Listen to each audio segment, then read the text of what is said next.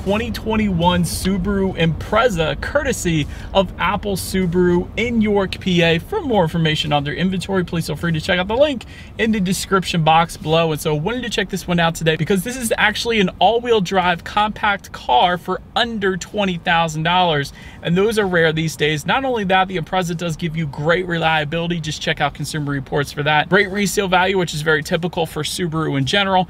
And there have been actually a couple changes for the 2021 Impreza as well. And so, of course, I will be going over those changes as well as everything else about this one today. So what do you guys say? Let's just go ahead and jump right into it. And as always, let's start with pricing. So as you can imagine, there are actually several different trim levels for the 2021 Impreza. First one being the base, starting at $18,795. Premium sedan starting at $22,195. Sports sedan for $23,595. That's actually the one we're in today. And the limited sedan starting at $25,895. And so I did emphasize sedan for all of those prices. However, there is a hatchback form of the Impreza as well. If you wanted to go with the hatchback for the base, premium, and limited, add $500. For the sport, add $400. But essentially, regardless of trim level, power plant on the Impreza is going to be the same.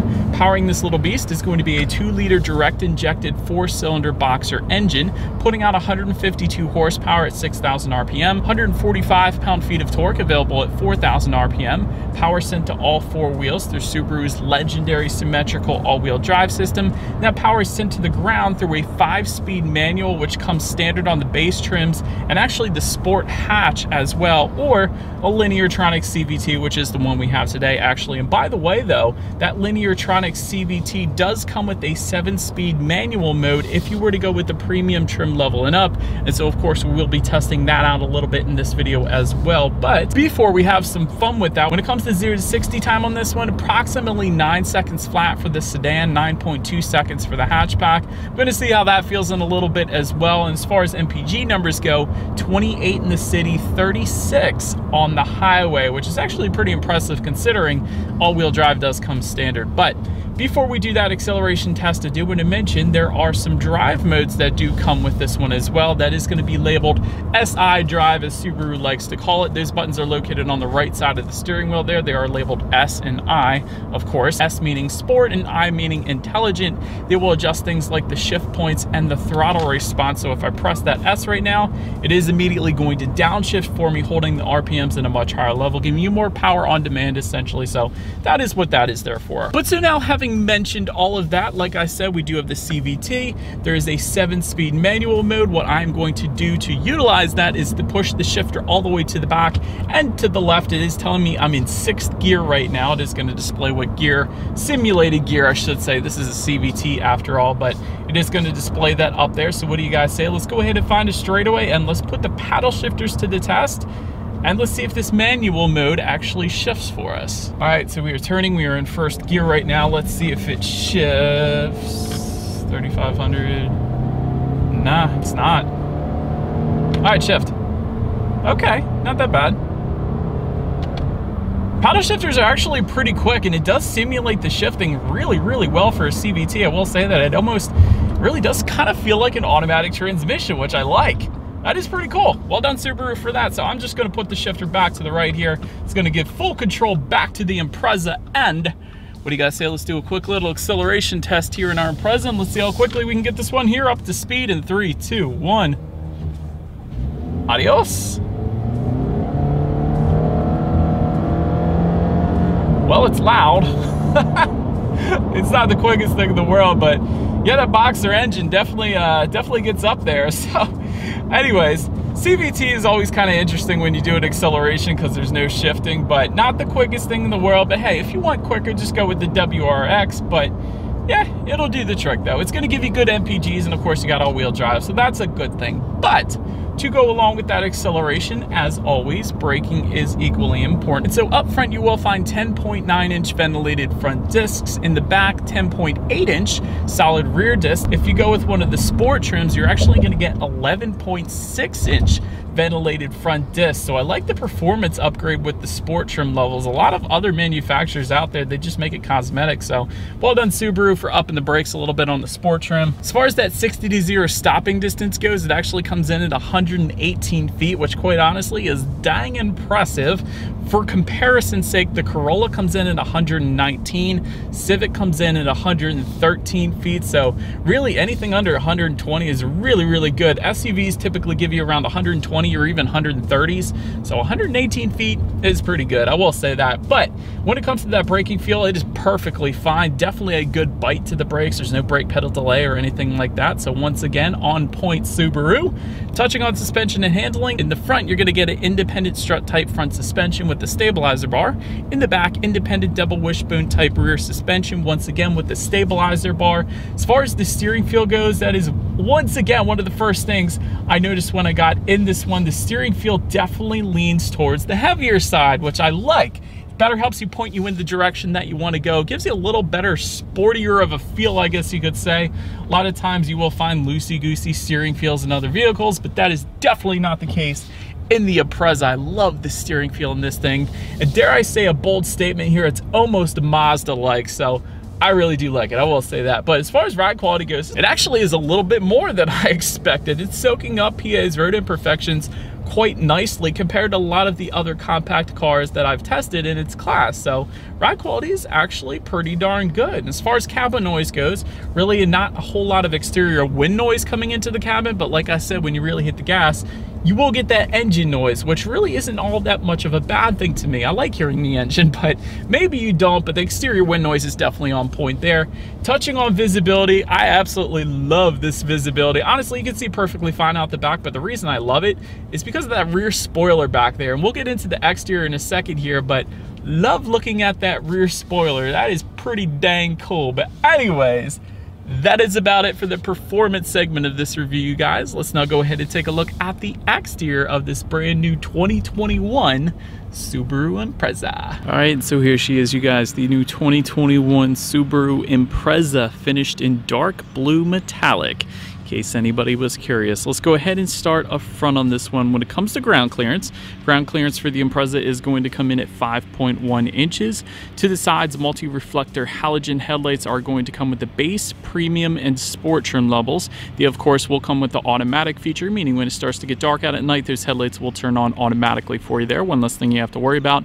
LED daytime running lights also coming standard across the board. However, if you were to go with that limited trim level of the Impreza, you will actually get LED steering responsive headlights, meaning when you're going around a bend at night, those headlights will swivel based on your steering angle, better help illuminating what is around that bend, so you're less likely to hit a deer or something else. Basically, it's always nice.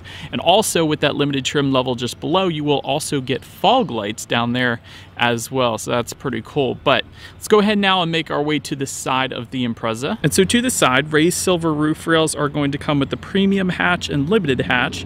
Power adjustable black side mirrors will come with the base trim. Body color side mirrors coming with the premium trim level and up, and you will actually get integrated turn signals with those side mirrors if you were to go with the sport or limited trim levels, and of course that is what you're looking at right now. Chrome door handles coming with the limited trim level only, otherwise you will find body color door handles for all other trims. Then taking a look down at the wheel setup, 16 by 6.5 inch wheels with covers coming with the base trim level, 16 by 6.5 inch aluminum alloys coming with the premium. Sport is going to up that to 18 by 7.5 inch alloys. And lastly, the limited is going to come in at 17 by 7 inch alloy wheels. So they're all essentially going to differ slightly dependent upon the trim level that you go with. But now let's go ahead and make our way to the back of the Impreza here. So now since we are around back, shark fin antenna coming standard, of course. Just below that, that rear spoiler with an integrated brake light, that is going to come with the hatchback. However, you will get a trunk mounted spoiler with the sport trim level sedan, and that of course is the one you were looking at right now. One of the cool little things I wanted to point out about that spoiler, I don't know if you guys can tell or not since we have a dark blue exterior, but the center portion of that spoiler is actually a gloss black that is not body colored. So a nice little accent color to whatever exterior color you end up going with on the Impreza. So did want to mention that to you guys. But just below that, you will get some sport trim level badging if you were to go with the sport trim level at least. And just below all of it, a single exhaust outlet with a stainless tip if you were to go with the sport sedan or the limited sedan. So that of course is what you're looking at right now. But having said that, I do think you guys know what we have to do next. As always, here is that exhaust clip.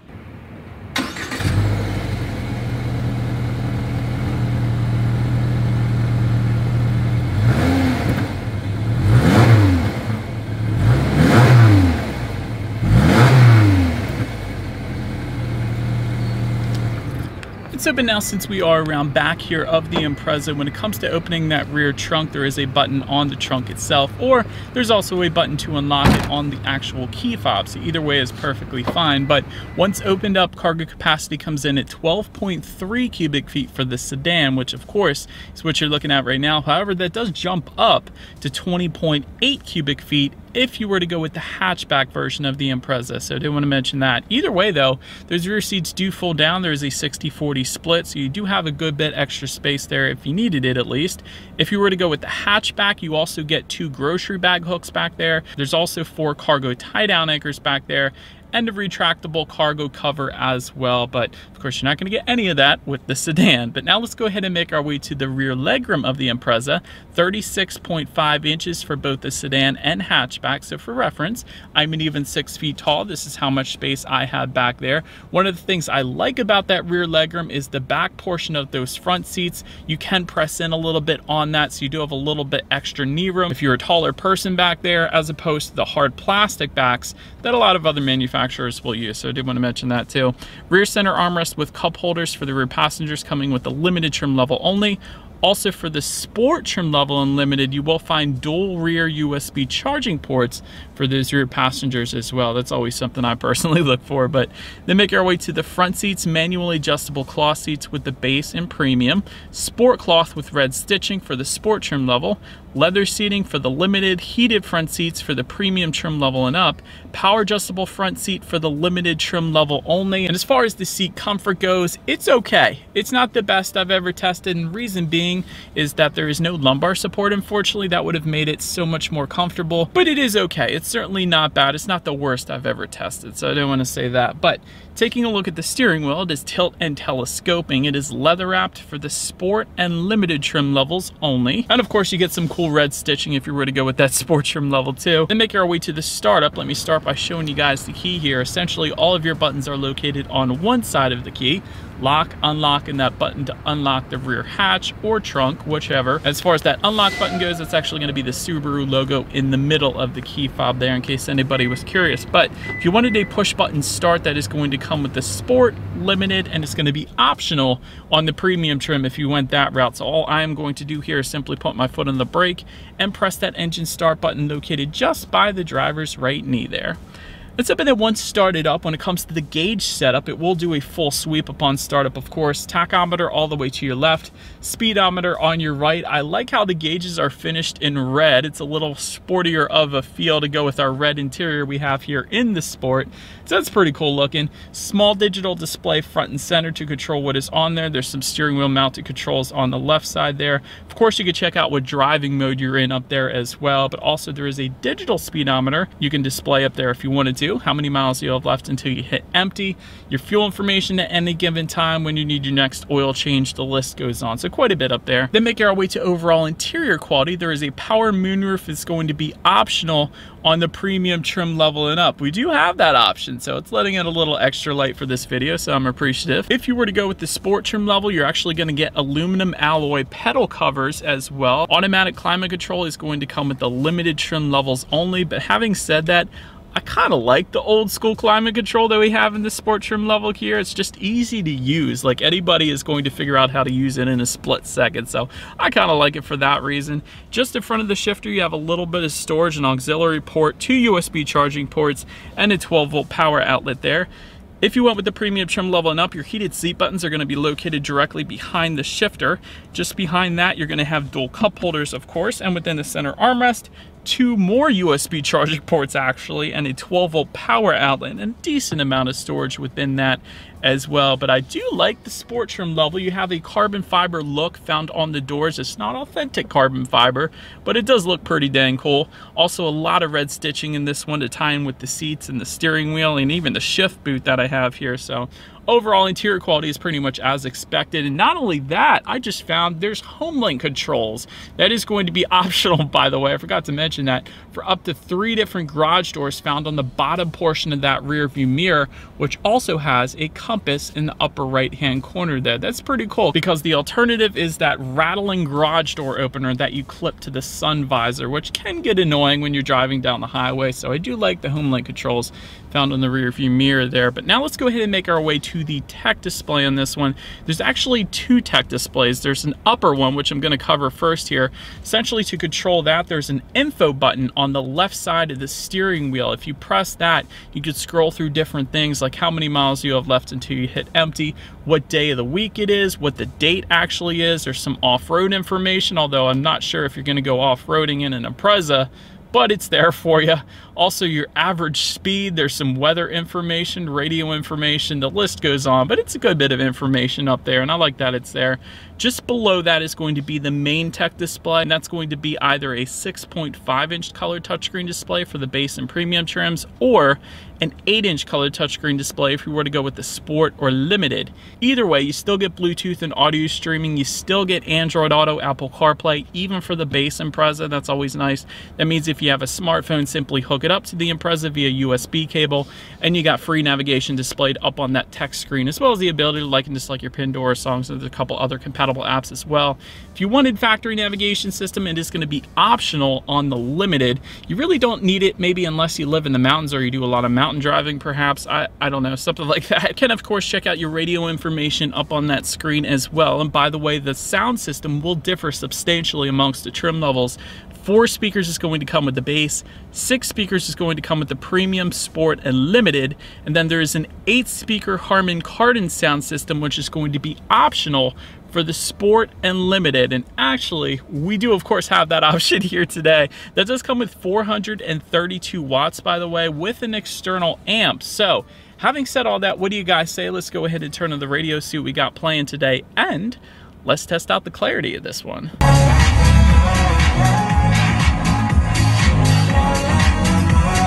The bass is on point in that Harman Kardon sound system. Ton of bass, really very good clarity actually as well. And it felt like a really well thought out sound system for the size of the Impreza. So well done, Subaru. I like the Harman Kardon, that did well there. But last thing I wanted to mention to you guys on that tech display at least is when you do put the Impreza in reverse, of course, you will find a rear view camera for all trim levels across the board, letting you know who or what is behind you, which is always going to lead us into safety. And so to start, the Subaru Impreza is an IIHS top safety pick when equipped with the LED headlights, essentially the top trim level there. Front side curtain airbags do come standard, also a driver's knee airbag up front as well.